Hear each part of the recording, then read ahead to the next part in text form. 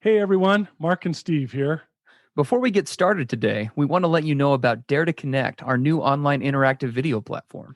For less than the cost of a therapy session, you and your spouse get live access to both of us 3 times a week. Each 30-minute live group support session provides interactive mentoring and healing for addicts, spouses, and couples.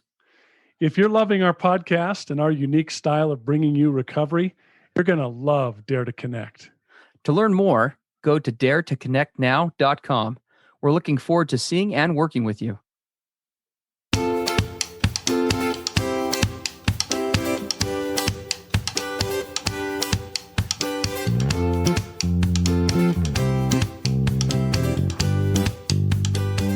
Hey everybody, I'm Steve Moore.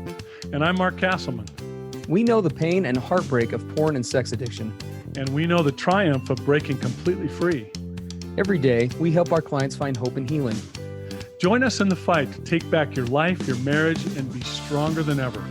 This is the PBSE Squared podcast.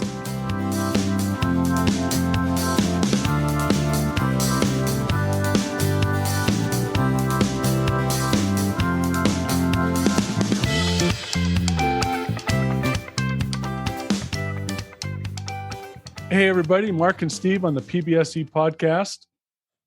You can see from the title, how do I know if my spouse is an addict or not? Dun, dun, dun. Dun, dun, dun, right? And this comes from a PBSE listener who sent us in a question specifically about this. Comes from Angie. She gave us permission to use her first name, by the way. She says, I've listened to many episodes of your podcast. They've all been very helpful. My question is, do you consider every man who views porn as a, quote, addict or, quote, sex addict?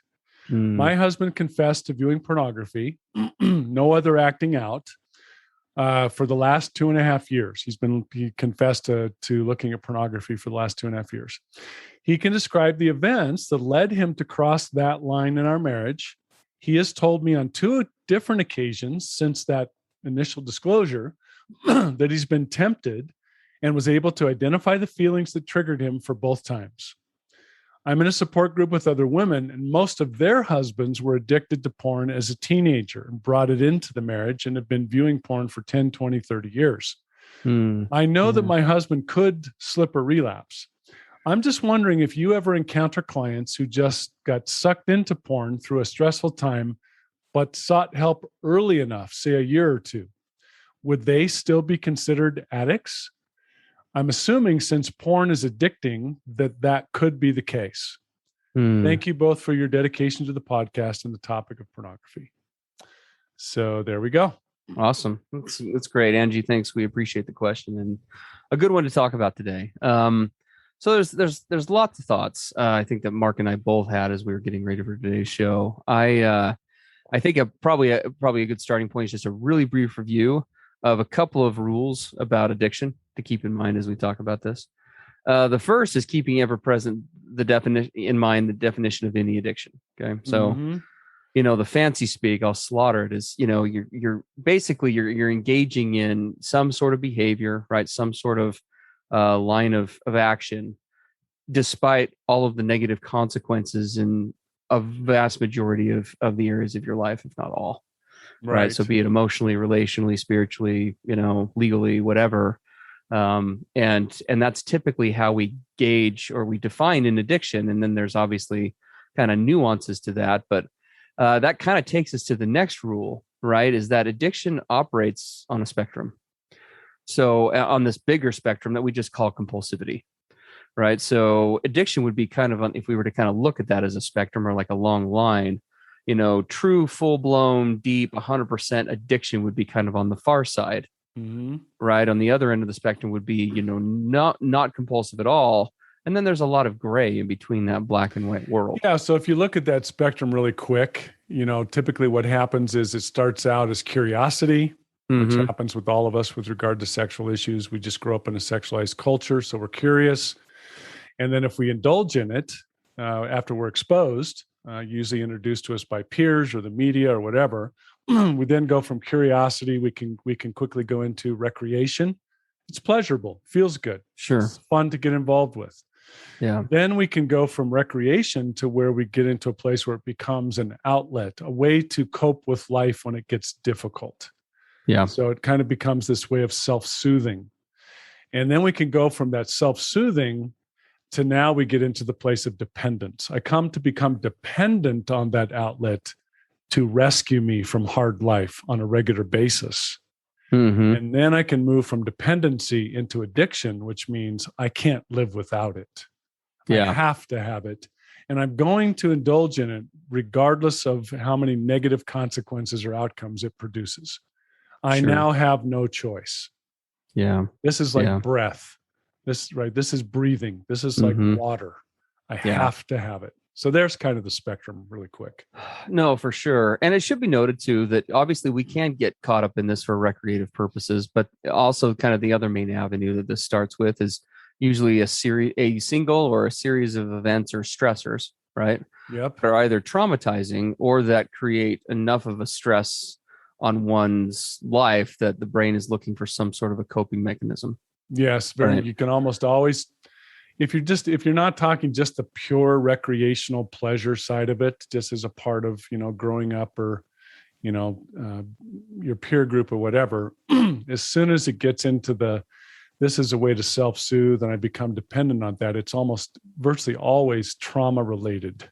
Mm-hmm. Some sort of significant life event, stress, trauma, abuse, difficulty, discomfort, something that is pushing your brain to go look for a solution. Yes. And it's not just pornography or sex, that works this way. This is how people get involved with alcohol or cigarettes or drugs or food or correct workaholics, or there's lots of different things that the brain will turn to as a solution or an out. But like you said, I think that the end point, right, regardless of kind of the initial catalyst or, what gets this started, is when we talk about actual addiction, right? It's I guess the good way to look at this, if you look at kind of the neuroscience behind it, is the more the brain becomes slipstreamed in terms of the connections that it's making with ways of escaping, numbing out, coping, or recreating, right, with that given behavior, the more that pathway becomes solidified, the deeper the compulsivity behind it, right? Yeah, it becomes the brain kind of automatic. develops this super highway, right? It starts out as a little path, turns into a dirt road, as a little one-lane highway. Pretty soon, used over and over again as a way to cope, it becomes a super highway. Exactly. And by the time that happens, it's like, okay, your vehicle's on the super highway. It has no exits. You're not getting off. Well, and that's important to note. Oh, yeah. Well, that's important to talk about too, especially in addressing Angie's question, because now we don't have an idea of how frequently this happened, right? How often the acting out occurred or anything like that. But over the course of 2.5 years, I mean, again, we were missing a lot of info, but that is more than ample time to develop a compulsive relationship between a behavior and certain, emotional stressors. You could definitely develop an addiction in 2.5 years.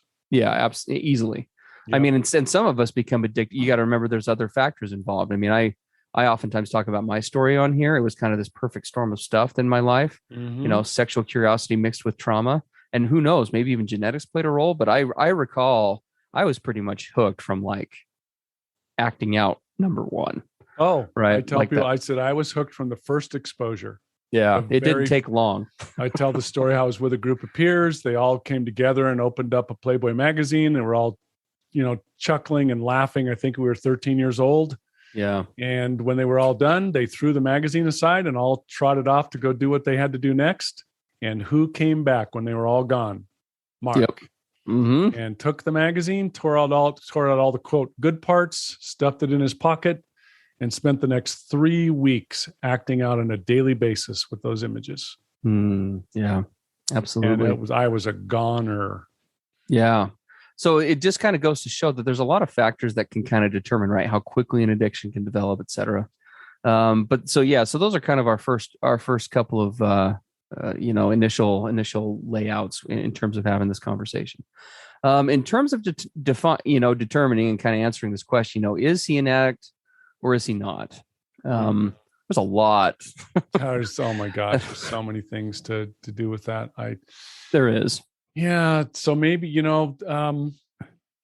We got a big list here. Maybe a way to help the listeners maybe get more into, because we can get caught up in the different definition of addiction. Am I an addict? Am I not an addict? How much of an addict? What level of it? Right? Could be a big distraction. Mm-hmm. What you really want to look at is number one, the spectrum that we talked about. Where are you on the spectrum? Is it truly just recreate? Can you walk away? So take it or leave it, big deal? Or has it started to become more than that? Is there a compelling nature to it? Do you become distracted or obsessed with it easily, where once it gets into your head, you can't stop thinking about it? And this is where this obsessive compulsive component comes in, where if I do develop a desire to stop, I can tell that this is not good for me. It's creating some destructive outcomes for myself or my relationship. And now I want to stop. Yeah. When you try to stop, what happens?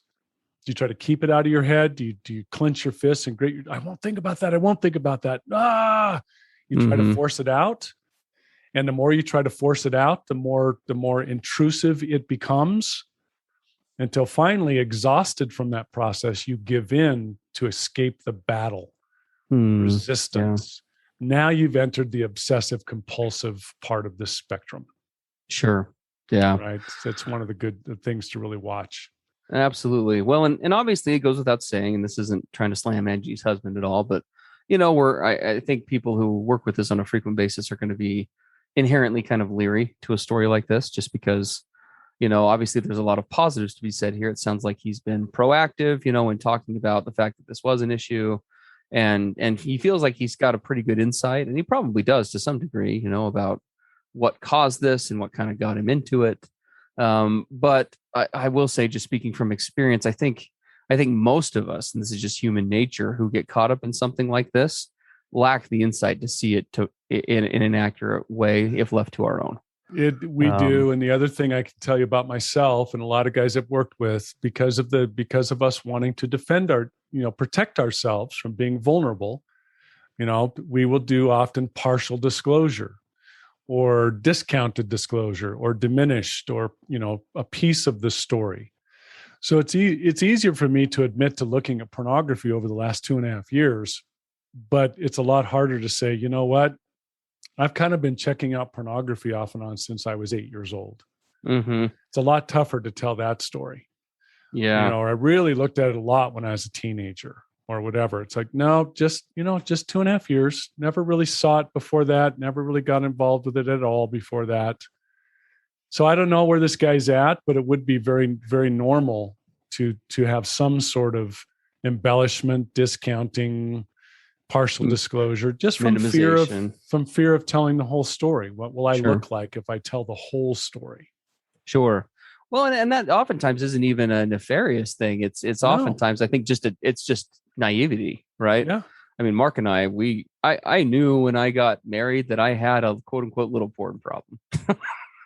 I knew that, but I had no concept of what that really meant, and the depths to which that ran emotionally, et cetera. Yes. And so it's oftentimes it's not I'm even trying to cover something up. It's just, you only know what you know. And maybe he just doesn't know. So either of those scenarios are possible. Sure. The big thing for Angie here is to really, start to look at the results, look at the behaviors, the outcomes, the signs, the symptoms, the red flags. There's a lot of things for her to look at with this to start to try to assess what's going on. Right. Yeah. And Steve, as you and I talked about this before the podcast, one of your favorite topics, and mine too, is this level of vulnerability, right? What is her husband's level of vulnerability? How raw and real is he with her on a daily basis about where he's at emotionally or in his life or what's going on? Yeah. Does he continue to share whether he has struggles with this, in some way? So where is that transparency at? Yeah. And along those lines, and it sounds like he definitely has some insight, but what is his level of insight? And I think probably one of the best litmus tests for someone who, like Angie, who finds themselves in this situation, we will talk about this on occasion because it's probably the hardest thing to fake for an addict, is, what is he able to accurately identify, and what is he actually doing, right, to cope with feelings and emotions now? Yes. right? When stuff comes up, whether it's those old stressors or whatever it was, we don't know what it was, right, that got him into this, or other things, for example, it shouldn't just be enough to be able to say, hey, I think this is what got me into it. He should be able to actively convey, this is what's getting me out, Yes. right? This is what's got me out. This is what's getting me out. This is what's working. This is what's not. This is what I'm changing up, or, whatever it might be. Because it isn't just a matter of saying, yep, I no longer go to pornography. No. We're good. Yeah. No, because those difficult emotions and stressors and situations in life did not go away. Correct. They're always going to hit us from many different sources. And number one, what are they? Are you continuing to be honest and vulnerable about what they are in your life? Because they are. Yes. And number two is, don't tell me you're just not using porn to cope. How are you coping? Correct. What tools are you using? What methods are you employing? Because if you don't have other ones, your brain is going. We got to always remember the nature of the brain, right? The brain is always looking for the biggest bang with the least amount of buck. It follows the path of least resistance, and that's one of the big psychological hooks of porn, right? Is that the pathway to escape is so fast and so easily accessible, and so powerful and instantly soothing. Yes, that the allure is tremendous. Like quoting a heroin addict I worked with one time, it's like having a portion of, he used the term 8 ball of heroin in your pants all the time. All the time. Right? Because I don't have to go to a dealer. It's constantly there. And so, yeah, what Mark is saying is true. There has to be a rock solid plan of how do I cope with stuff when it comes up if I'm not doing it this way. Yeah. So Angie, if your husband's not using porn, how is he coping? Yeah. You should know that. He should know that. He should be open with you about that, about how he's doing that in a proactive way. Other things, we start to look at things like, his moods. Is he reactive? What are you noticing about the way he interacts with you and others? One of the big things that was a sign for my wife in my addiction was I would go into a place of stoic and, quiet and withdrawn and isolated. And then I would have big mood swings. I'd be up, I'd be down. Right. And these aren't, none of the things I'm saying are absolute guarantees that he's back into porn. Of course. I mean, people have, mood swings and depression and anxiety and different kinds of things that happen, but they are things to notice along with the other things we're talking about. Yeah. Yeah, no, it's true. And I totally agree with that. I think that this is one of those kind of things, right, where you have to look at the picture as a whole, right, to kind of gain a better idea of what's happening. With that reactivity, I think the only thing I'd add to that is if he does have emotional responses, do they seem to measure or square with the level of stress that they ought to? Good point. Yes. Right. Because that reactivity where, like Mark said, I mean, we all get, if I lose my job today, that's obviously going to be frustrating for anybody, right? Like no matter what. Yeah. But if I lose my job today and I find myself doing something really scary or really outside of my typical character, right? Or, if he's flying off the handle, I mean, this is a hallmark for Steve.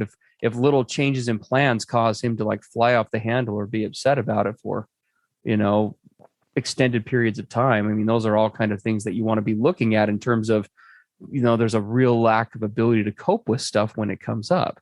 There's a lack of ability to regulate. Right. And so how is he showing up for you, Angie? Yes. What is his capacity to empathize with you? Yeah. Right. To step into your shoes, to show compassion and kindness and patience. What does that look like? Another one comes to my mind is he present and engaged during sexual intimacy? Yeah. That can be a big sign about what's going on. Yeah, for sure. So a lot of things to look at there. And Angie and all women listening, there's also another aspect. I call it trust your gut. Women have intuition. It's one of your gifts. We joke. I say, yep, my wife has a big giant satellite dish on her head, and she's going around all the time. She's taking in all the information, weighing and analyzing it, right? This crazy, amazing brain that can take it all in and sense, what's going on, when things aren't quite right, when something just seems off. Pay attention to that, because it will often tell you something that might not be, readily visible. Yes. Absolutely. Yeah. So I think there's a lot of, there's a lot of things that we could say about this, but I think that's the biggest thing is, and the other level of this is always right, is to keep the level of communication, the level of transparency, kind of where Mark began this, really high, Yes. right? As long as you can keep the lines of communication open about this topic, and be looking at, that's going to be your best line of defense. I mean, if you're wanting to exercise on the side of caution, which I would recommend, I think that there's nothing wrong to go in and do maybe go do some proactive therapy around this and just kind of explore a little bit and see if this really is under control. Is it not? Right? Maybe get additional tools to be able to work on this, etc. I'm always a big believer of, an ounce of prevention, saves you a lot of problems and down the road in terms of intervention. Yeah. And does Angie feel, open, does it feel safe to ask him uncomfortable, hard questions? Sure. Can she just say, look, I've got these concerns. I don't know where you're at. I know you tell me you're in a good place, but can you just get like really raw? Yes. Right. I've got your back. I hope you have enough trust in me to know that if you haven't been telling me the whole truth or something's happened that you haven't divulged, that I can handle it and we can work on it together. But I need you to be honest. I need you to be fully transparent. Are they in that place? Yes. No, absolutely. And Angie, that therapeutic recommendation, that may not just be good for him. I definitely would consider it for yourself as well. There's nothing wrong with when there's been kind of a disturbance of virgins in the force, so to speak, in a relationship like this. I think that there's a real value in going in and, maybe all it is a couple of sessions to kind of talk about and explore the issue a little bit and get on a better footing. Maybe in the process of that, you might identify some ongoing trust issues between the two of you. And working on that stuff when it's small, like I said, is much easier than, before it, kind of metastasizes and becomes an out of control issue. If it's weighing on your mind, more often than not, I think that's a good sign that getting in and doing something about that would be a good thing. So, yeah. And if he's doing his work and he caught this early and he's worked recovery and really been proactive, awesome, right? Sure. I mean, celebrate the little victories. Yeah. And man, if a train wreck has been avoided because it was caught early and you're not going to get 30 years down the road and, have an atomic bomb dropped on your relationship, that's wonderful. That's amazing. Yes. Right? I wish I had caught mine after 2.5 years. Right? Wow. What a difference that would have made. Yeah. But anyways, absolutely. Hope this is helpful. And again, thanks, Angie, for submitting that. And if any of you have questions that you'd like to submit, please send them through the PBSE website. And of course, always, if you're looking for some much more in-depth help about these issues, Steve and I have the Dare to Connect program, where 3 times a week we get with our clients online and have a really raw, deep, intensive approach to all this. You can find out more at daretoconnectnow.com. And we'd love to see some of you there. And otherwise, we'll see you next time on PBSE. Absolutely. Have a great week, everybody. Everything expressed on the PBSE podcast are the opinions of the hosts and the participants and is for informational and educational purposes only. This podcast should not be considered mental health therapy or as a substitute thereof. It is strongly recommended that you seek out the clinical guidance of an individual qualified mental health professional. If you're experiencing thoughts of suicide, self-harm, or a desire to harm others, please dial 911 or go to your nearest emergency room.